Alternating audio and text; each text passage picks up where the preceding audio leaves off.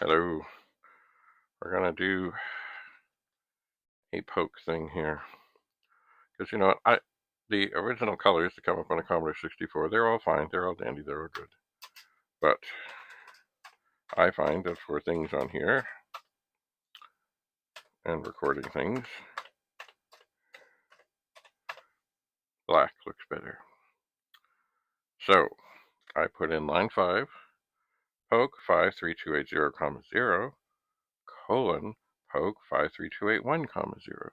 Once again, in programs, it's not a bad thing to set the screen colors and the border color that you want.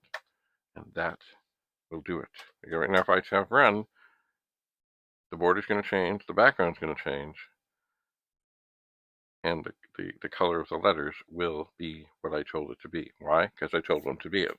Whereas if you don't tell things what you want them to be, then they end up being whatever they are based on what else was going on beforehand. So I'm going to type run, and it's black. And there it is. World of Commodore, World of Commodore, World of Commodore, World of Commodore. By the way, another thing you can do, if you want to slow that down and have a better look, you hold down the control key and it will slow down the display as you go. Isn't it lovely? World of Commodore. Now, I happen to know, because I've done this a number of times, that World of Commodore, which is 5, 6, 7, 8, 9, 10, 11, 12, 13, 14, 15, 16, 17, 19 characters, ends up being kind of cool on the screen.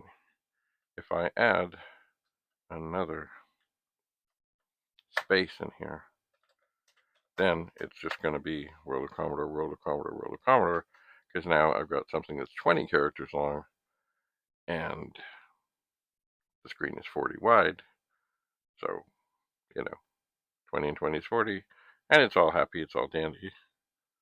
But I find it more interesting